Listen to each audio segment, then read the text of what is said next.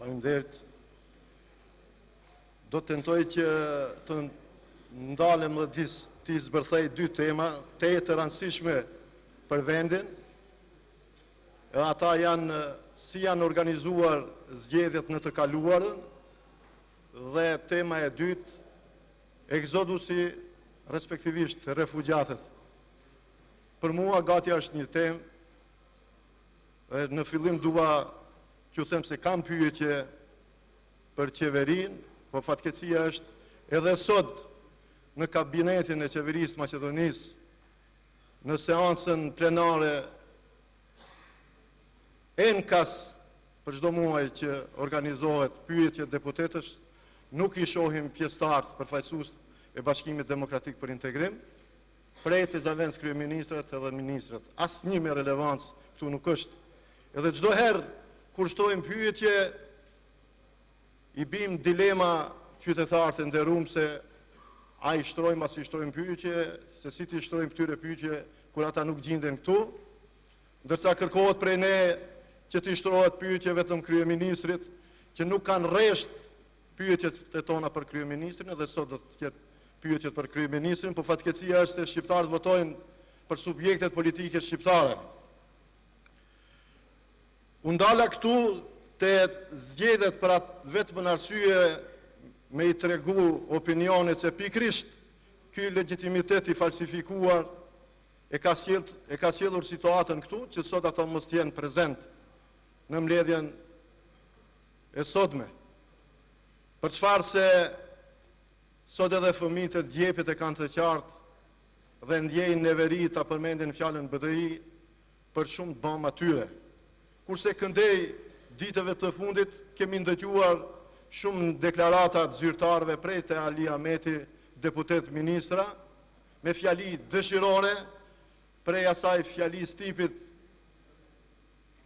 dëshirojmë që Maqedonia të kthehet, ta kthejë imazhin e vet, e qytetarët shqiptarë pyesin se kur Maqedonia ka pas imazh pozitiv për shqiptarët dhe për ndërkombëtarët. Tjetra fjali, Maqedonia duhet kthehet në binarët e duhura, në rrugën e duhur, që ndëgjuam edhe në seancë kur ishte Hani prej deputetës të BDI-s, shtrohet pyetja Maqedonia kur ka qenë binar duhura.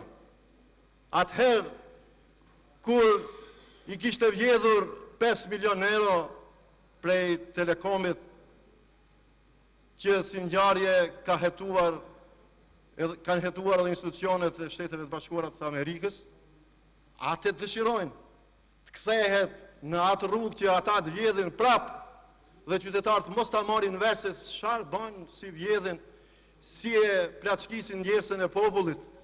Kanë përfundu ata etapa kohore. Një herë për gjithmonë.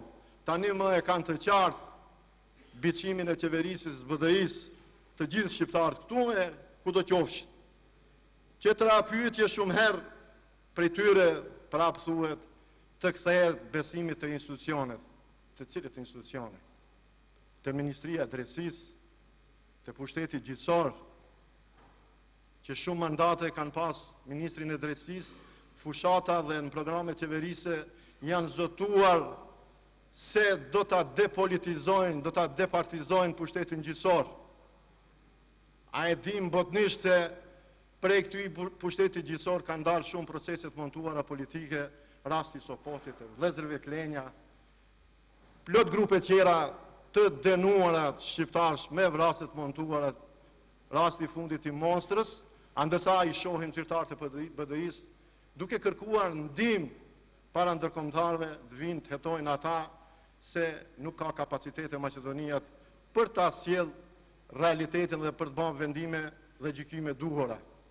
Këndej na i servojnë një pasqyrë tjetër në fushata zgjedhore se BDI-a shteti, BDI-a qeverisë me shqiptarët, BDI ka sjellë lirinë shqiptarëve, edhe instalimi i tyre në skenën politike dihet me çfarë zotimi për kushtërimin për liri, se do ta bëjnë Shqipëri, do t'i bëjnë viset shqiptare,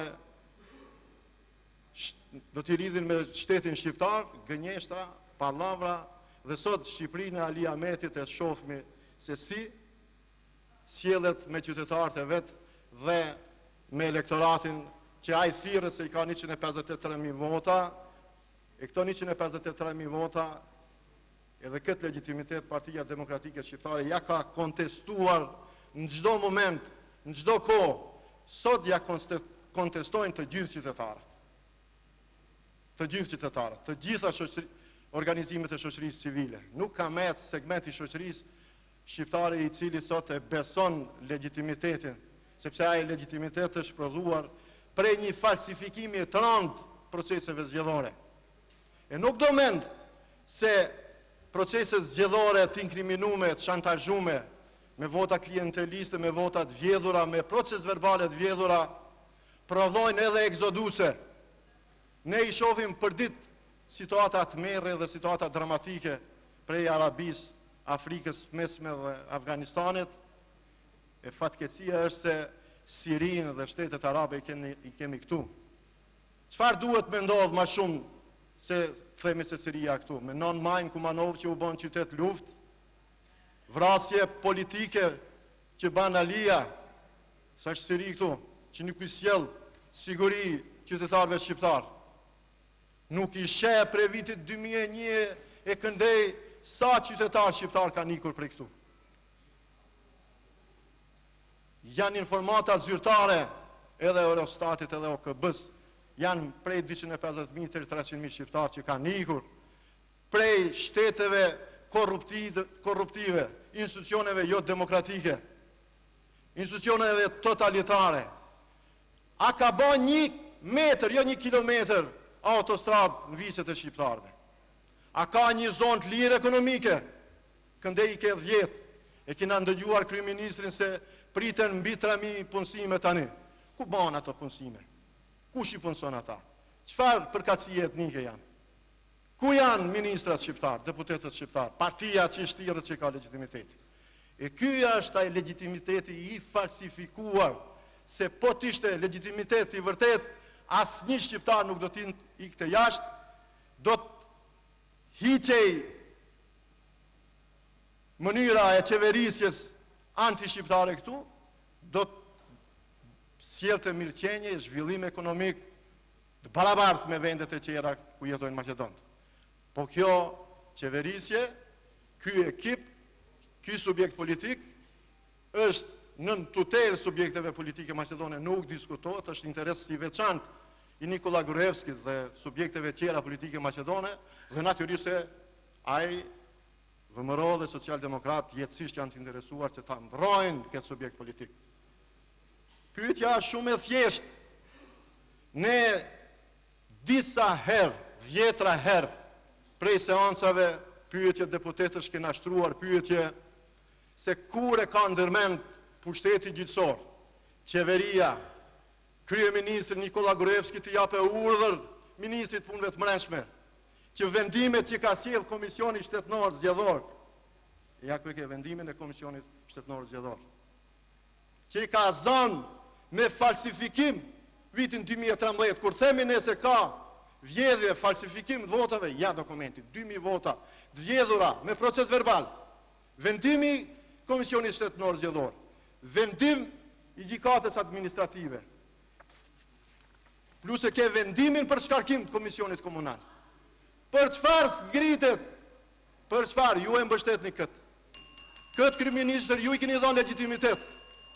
Ju duhet të jepni përgjigje ministri i drejtësisë, zavens ministri i punëve të brendshme, për gjitha aferat, edhe atë aferën e madhe e përgjimeve, ju e dini se keni zavens drejtor, sektorin e sigurimit shtetëror, keni zavens minister, po e zhvendosni temën dhe thoni se VMRO-ja e ka fajt. Kush thot se si ka fajt? Pse përgjimet sot janë shpik? Ju keni hap, jo dosje për përgjim, dosje për ndjekje liderit Partisë Demokratike Shqiptare. Sistemi i përgjimit ekskluzivisht i ka shërbyer shtetit për të ndjekë shqiptarët. Sot në mënyrë virtuale është kjo luftë mes palëve e maqedonëve. Këtë e dim gjithë. Po, ju po ja mundsoni subjekteve politike maqedone të luajnë me legitimitetin, të luajnë me hisën e shqiptarëve këtu në Maqedonisë. Zoti kryeministër, A keni ndërmend, apo e keni interes t'juajin personal, apo partijak, apo shtetnor, ta ruani këtë aferë të rënd vjedhjeve të votave. Është momenti vetëm që kemi në dorë një dokument ku i kemi kapër duke vjedhur një subjekt politik. Kur e keni ndërmend ta procesoni këtë amterit e Ministria e Punëve të Brendshme? Ministria e Punëve të Brendshme ishte përfshirë në zbarjen e gjithë aspekteve sa i përket indikacioneve të cilat sugjerojnë abuzime të ndryshme. Ekzistonte edhe kërkesë për marrje të masave të posaçme nga ana e prokurorisë publike pas procedurave të përsura nga ana e Ministrisë së Punëve të Brendshme deri tek prokurori publik dhe më tutje nga Ne nuk kemi informata, po kemi vendime të organeve shtetnore të Maqedonisë. Kemi vendim gjykatës administrative, kemi vendim Komisionit Shtetnor Zgjedhor. Nuk jam një informacione që ju duhet i përcjellni. Mënyrë të drejt për drejt institucionet e Maqedonisë duhet i procedojnë këto materiale. Puna e Ministrisë Punëve të Brendshme, puna e qeverisë është kjo. Ti përcjell, sepse janë në organe shtetnore. Pasandej, këtë prokurorin publik e ka zgjedhur ky kuvend këtu. E ka bekuar kjo shumicë parlamentare, VMRO, BDI, dhe dime, ndjemat, se miren mbrojtje këta kriminal. Kur kriminalizohet vota, nuk do mend se ai legitimitet do të prodhojë institucionet kriminalizuara. Nuk ka që të logjikë. Kur kemi defektet mëdha në proceset zgjedhore, degenerimi vjen pastaj. E këto degenerime i kemi në çdo cikël zgjedhor. Për çdo cikël zgjedhor kemi vjedhje masive, falsifikim votash, falsifikim proces verbalesh, kërcënim. I vetmi dokument që kemi arritur ta sigurojmë si subjekt politik është ky, dhe kemi insistuar, kemi shtruar pyetje edhe tek te prokurori, kemi ftuar edhe në seancë plenare këtu. Përgjigjet nuk janë adekuate. Përgjigjet nuk janë as fare gati. Çfarë keni ndërmarrë ju si institucion që ti mbyllni, ti kapni, se dihet kodi zgjedhor, nenet e kodit zgjedhor. Ata që i falsifikojnë se çfarë i pret, çfarë duhet ndërmirret prej shtetit dhe institucioneve shtetnore ndaj falsifikatorëve. Nuk kemi ndëgjuar asnjë se është thirrur një seancë apo një hetim që është bërë për atyre. Përkundrazi, ata figura cilët kanë bërë krim gjatë zgjedhjeve, ata janë avancuar në pozicione të larta shtetnore. Pasandej kemi institucione të korruptuara, të kriminalizuara, po natyrisht se kemi. Natyrisht, është logjike thjesht, shumë logjike thjesht, sepse falsifikohet vullneti i shqiptarëve. Për atë arsye edhe diskriminojnë shqiptarët, sepse nuk e kanë ndjesinë ta për fëmijën 5-6 vjet që i vdes njëjtë si ai që vdes rrugëve i Siris, apo që i merr valët e detit ata jetra të ndryshme. Vdekja e njëjtë është, Zoti e përcakton. Anë rrugë, anë shtrat, në Gjermani, në Zvicër, shqiptarët vdesin në përvendet huaja me bekimin e subjektit politik quajtur BDI, që sot edhe një herë për them, ajo fjalë t'i bën shumë keq te çdo shqiptar.